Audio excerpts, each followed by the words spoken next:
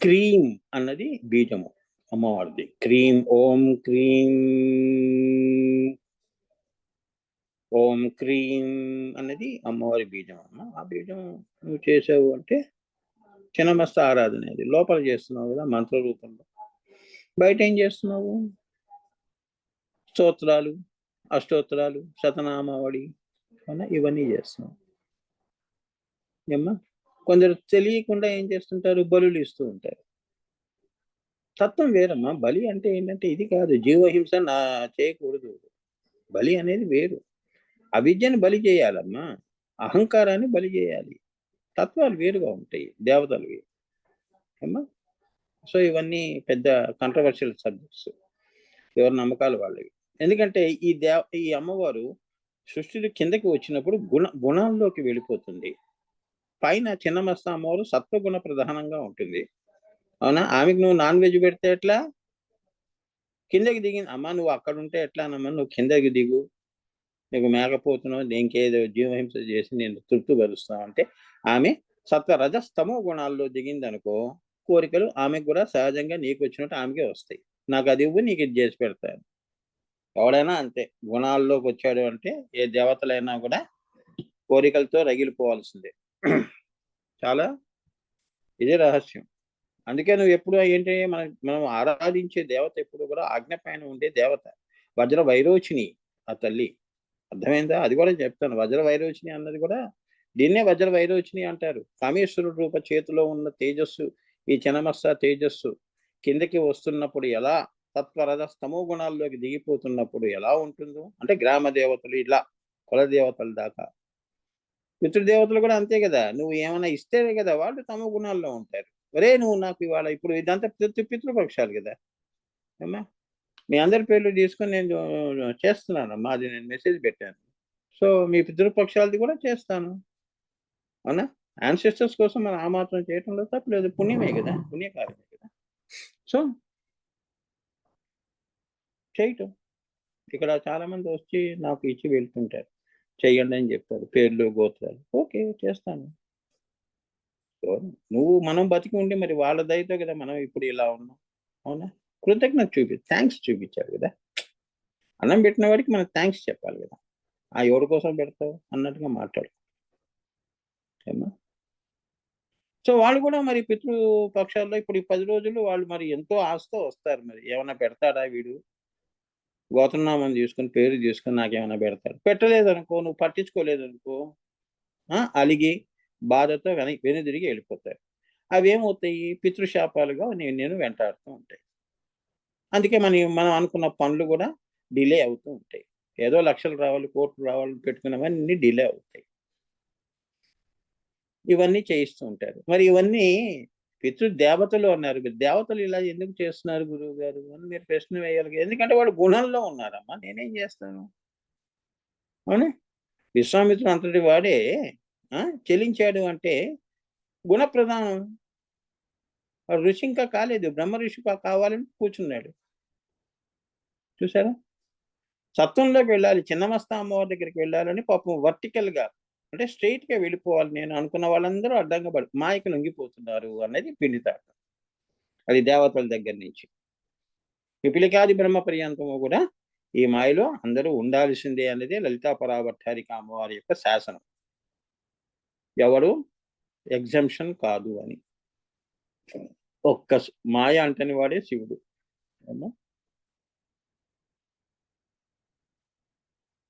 So ఈ తేజస్సులకు సావిత్రి అయి, ఇప్పుడు నేను చెప్పినవన్నీ తేజస్సులకు సావిత్రి అయింది ఎవరు?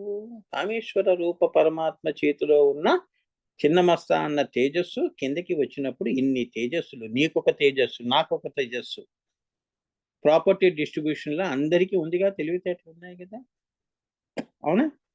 తెలివితేటలు ఉన్నాయి కదా, ఇవన్నీ తేజస్సులు కదా. ఇవన్నిటికీ ఎవరు సావిత్రి అయింది? ఎవరు? తల్లి ఎవరు? చిన్నమస్త.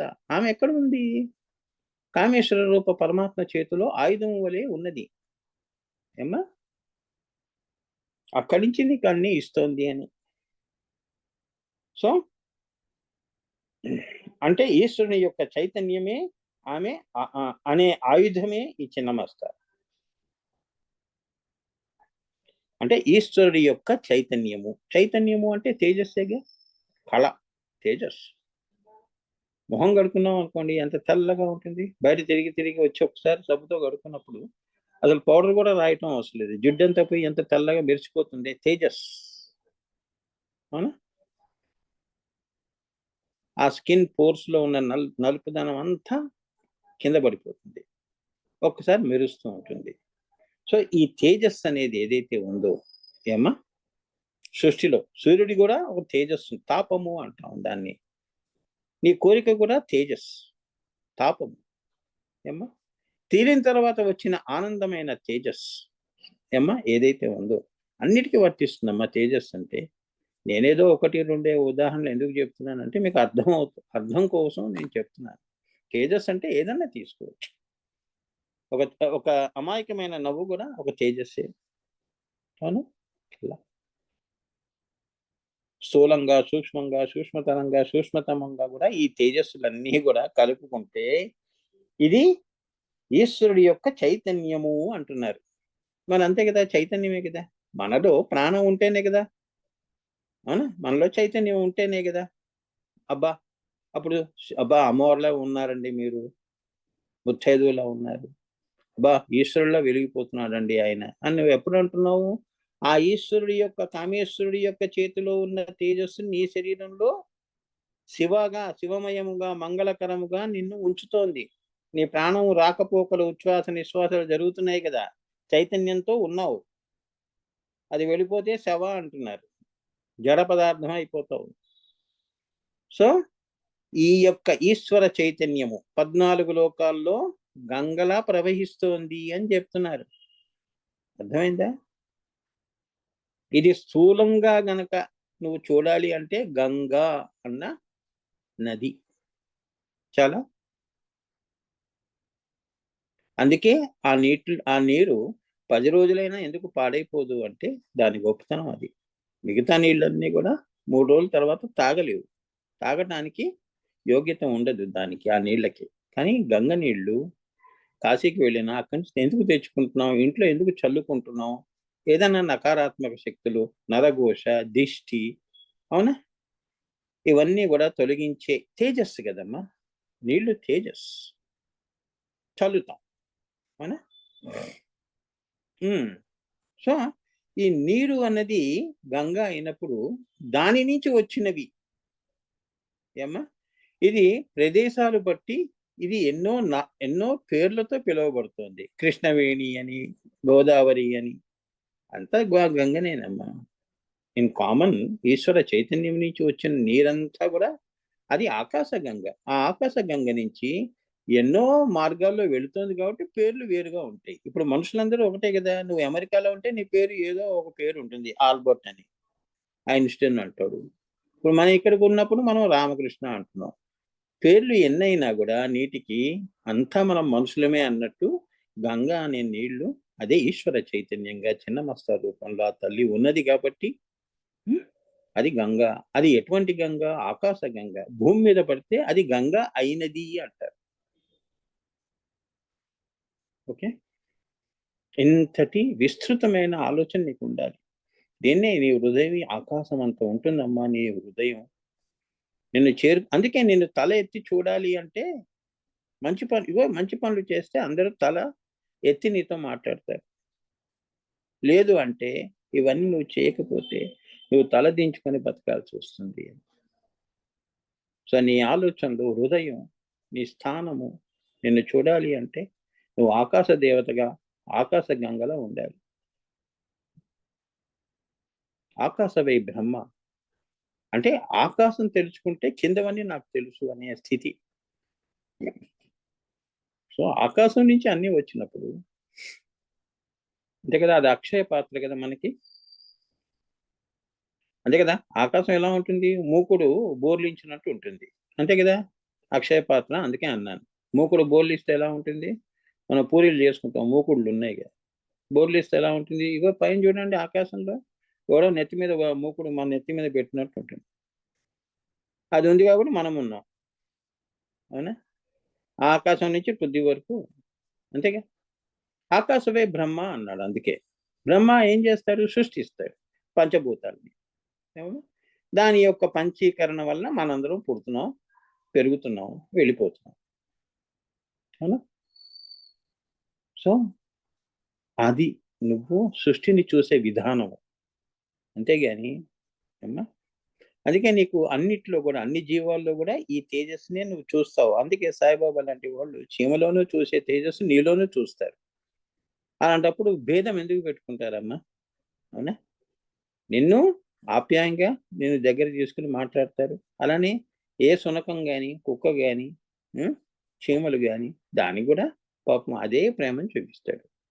శివదృష్టి, సమదృష్టి అంటే అది. శివదృష్టి అంటే ఆకాశం. సమదృష్టి అంటే ఆ యొక్క ఆకాశం అన్నిట్లో ఉన్నది. ఆ తేజస్సు అన్నిట్లో ఉన్నది. నాకు దేని మీద కూడా స్వప్పర భేదము లేదు అన్న స్థితి నీకు కలగాలి. కలిగితే నువ్వు సాయిబాబా అవుతావు. ఆ దృష్టి ఎలా వస్తుంది గురువు గారు అంటే యోగం వలన వస్తుంది, ధ్యానం వలన వస్తుంది. నీ ఆత్మ అహం బ్రహ్మాస్మి ఆజ్ఞా చక్రం దగ్గరకు వచ్చినప్పుడు ఒకసారి కింద చూస్తావు. నువ్వు చూసినప్పుడు అక్కడ ఏమీ ఉండదమ్మా. అంతా నీవే నిండి ఉన్నట్టు ఉంటుంది. ఇది అసలైన అనుభూతి. అక్కడ వేరు అనేది భావన ఉండదు. అహం బ్రహ్మాస్మి అని అప్పుడు అంటావు. అంతా నేనే ఉన్నాను అని. అంతేగా? ఇప్పుడు ఒక తల్లి ఉంది అంటే మీకు సాపేక్షంగా చెప్తున్నాను. తల్లి ఉంది, సంసారంలో ఏమిటి?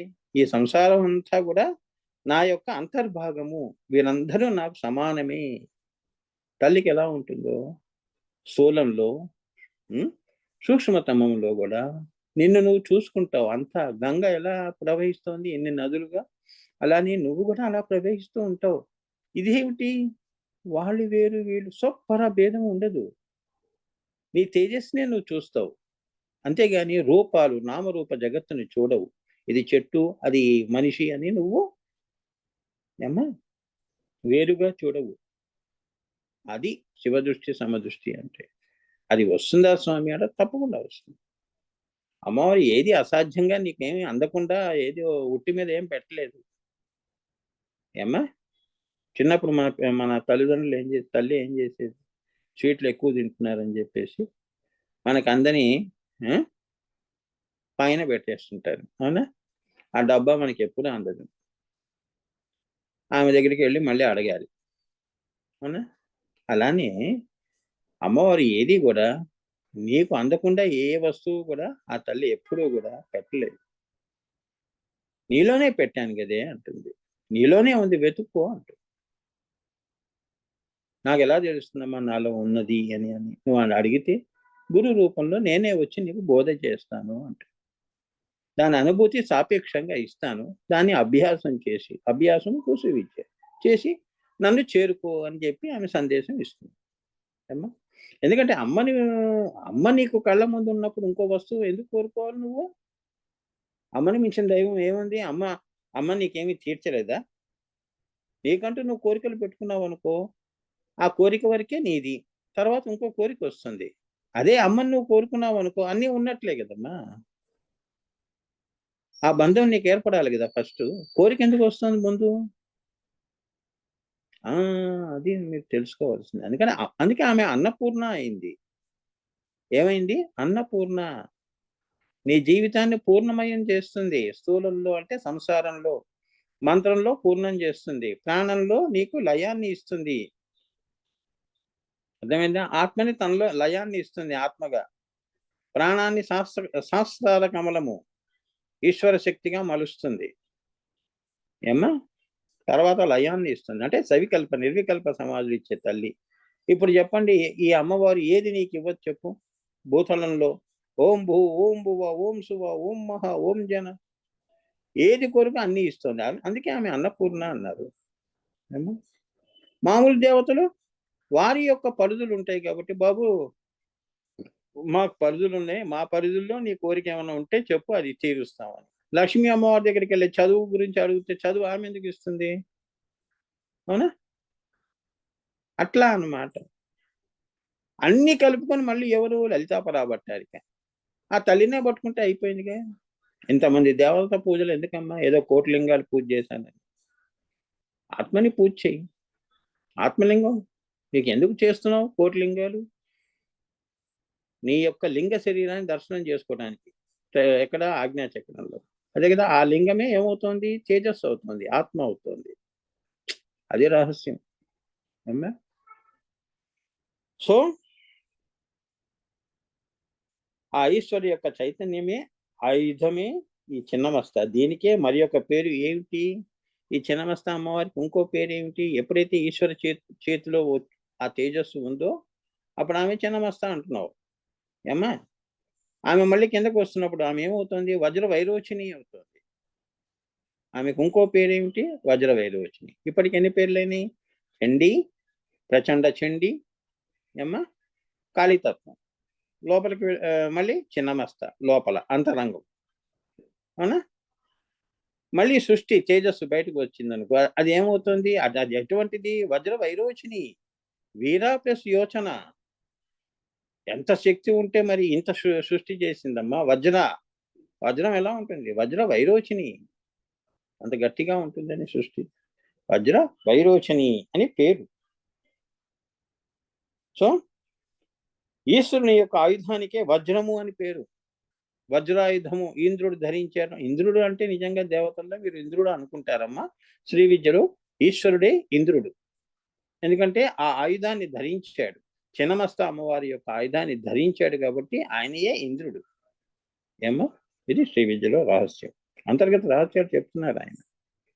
నువ్వు పురాణాలు వేదాల్లోనూ నువ్వేంటంటే ఇంద్రుడు వేరుగా చూస్తావు కానీ, సో ఈ యొక్క ఆయుధము ఆయన చేతిలో ఉంటుంది కాబట్టి ఈశ్వరుని ఆయుధానికి వజ్రము అని పేరు. ఇంద్రునికి వజ్రాయుధము ఉంటుందని పురాణ కథల్లో, వేద కథల్లో ఉన్నదే.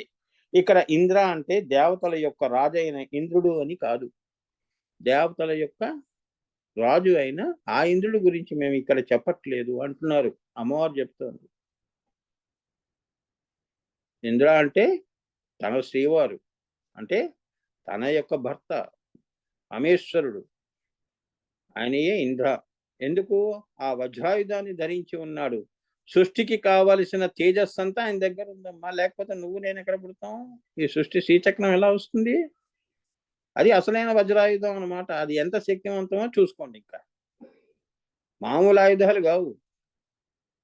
మరి చూడండి భేదం. ఇది మీరు అందరూ తెలుసుకోవాల్సింది. ఇక్కడ ఇంద్ర అంటే దేవతల యొక్క రాజైన ఇంద్రుడు అని కాదు, సదాశివ బ్రహ్మ అయిన ఈశ్వరుడు. ఆయన చేతిలో ఉన్న తిరుగులేని భగవత్ శక్తియే వజ్ర వైరోచిని లేక వజ్ర అంటారు. ఆయన చేతిలో తిరుగులేని శక్తి ఏదైతే ఉన్నదో చైతన్య శక్తి అంటారు. తేజస్ శక్తి, చైతన్యమే తేజస్. ఏమ్మా ఏమ్మా ఎందుకంటే కావాలంటే మీరు సింపుల్ గా నేను చెప్తున్నానమ్మా. మీరు చూడండి, నీరు ప్రవహిస్తున్నప్పుడు గంగ కానీ ఏదైనా కూడా మధ్యాహ్నం 12 గంటలకి నీటిలో కూడా సూర్యుడి యొక్క తేజస్సు వెలిగినప్పుడు నీళ్ళను కూడా మనం చూడలేము, అంత తేజస్సు ఉంటుంది. వజ్రంలా కోసేస్తుంది మన చూపుని. 12 గంటలకి సూర్యుడి దృష్టిలో నువ్వు పెట్టి చూడు, వజ్ర వైరోచిని తేజస్సు అంటే. ఏమ్మా, ఎంత కావాలో అంతే. అందుకే కూలింగ్ గ్లాసులు పెట్టుకుని తిరుగుతూ ఉంటాం. అంత శక్తి మేమేం తట్టుకుంటాం స్వామి. అవునా? వజ్ర అంటారు. ఆ తేజస్సు నువ్వు చూడలేవు. పిడుగు ఉంది, పిడుగు శబ్దం వినగలుస్తావా? ఒక డెసిబల్ వరకు నువ్వు కొద్దిగా గట్టిగా అరిస్తే, గట్టిగా అరవకండి అంటారు. మరి పిడుగులు ఉరుములు వస్తే ఇంద్రుణ్ణి అర్జునుడిని తలుచుకోవాలి. అవునా? చూసారా? సో నువ్వు ఇంద్రుడు చెప్పు, అర్జునుడు చెప్పు, అంటే ఆ సదాశివ బ్రహ్మ అయిన ఆ కామేశ్వరుడి చేతిలో ఉన్న ఆ వజ్రాయుధాన్ని, ఆ ఇంద్రుణ్ణే నువ్వు ప్రార్థిస్తున్నావు అని చెప్తున్నారు. శ్రీ విద్యా దృష్టి అమ్మా, నీ దృష్టి వేరు, శ్రీ విద్యా దృష్టి వేరు. అమ్మవారు నీ దృష్టిని మార్చేస్తుంది, యాటిట్యూడ్ని మారుస్తుంది. అంటే ఇదే అర్థమైందా? మనం కూడా చాలా మంది దగ్గర చెప్తూ ఉంటాం కదా, ఆలోచన విధానం బాగుండదండి, కొద్దిగా మార్చుకోండి. ఆ మాట ఏమిటి, ఆ పద్ధతి ఏమిటి అని అంటుంటావుగా. మరి అమ్మవారి దగ్గరికి వచ్చి నువ్వు ఇదే యాటిట్యూడ్తో అమ్మవారి దగ్గర ఉంటే ఆమె ఊరుకుంటుందా? ఒక్కసారి ఈ వజ్ర వైరోచిని, ఈ తేజస్సు, ఈ బుద్ధి అనే తేజస్సు నీలో ప్రవేశపెడుతుంది. ఒక్కసారి నీది జీవ బుద్ధి కాస్త ఏమవుతుంది? జీవుడు పోయి దేవుడు అవుతున్నాడు.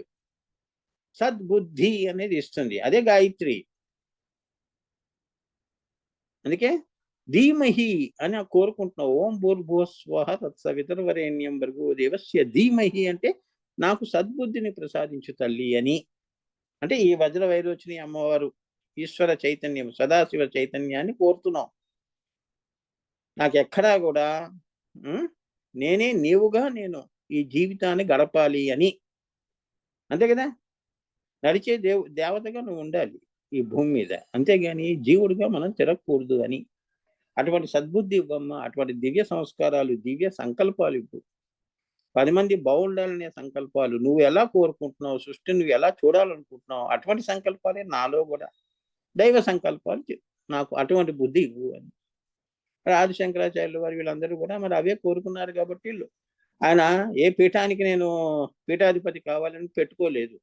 ఇప్పుడున్న ఈ మహానుభావులు ఏమ్మా పీఠాలు పెట్టుకొని పీఠాధిపతులై విర్రవీగుతున్నారు. కానీ ఆదిశంకరాచార్యులు వారు ఇటువంటి వాళ్ళకే ఇచ్చాడు. కానీ ఇటువంటి వాళ్ళు అంటే ఈ బుద్ధితో ఉన్నవాళ్ళు కాదు, మహానుభావులకి ఇచ్చాడు. తదనంతర కాలంలో అంతా భ్రష్టు పట్టిస్తున్నారు. కానీ చెప్తున్నా, హిందూ సాంప్రదాయాలు కాపాడాలి కాదు అమ్మా. ఎప్పుడో సమస్య వస్తే వీళ్ళందరూ బయటకు వస్తారు, మళ్ళీ అజ్ఞాతంలోకి వెళ్ళిపోతారు. అవునా? తిరుపతి లడ్డు గురించి చూడండి, ఏదైనా చూడండి, ఇటువంటివన్నీ ఖండించాలి కదా, రావాలి కదా. మనకు ఆ ఐక్యత లేదు. అందుకే మూడో వ్యక్తి ఎప్పుడు మన మీద వాడు అన్డ్యూ అడ్వాంటేజెస్ తీసుకుంటారు. మరి వాళ్ళలో చూడండి ఐక్యత ఉంటుంది. వాళ్ళకి ఏదన్నా మనకి మనం అంటే ఇంత ఏదన్నా తక్కువ జరిగింది అంటే గగ్గోలు పెడతారు, ప్రపంచం అంతా న్యూస్ అయిపోతుంది. మన తిరుపతి లడ్డు కాదు. అవునా? ఎందుకు? మనలోనే ఐక్యత లేదు. అవునా? ఏది నీ భక్తి?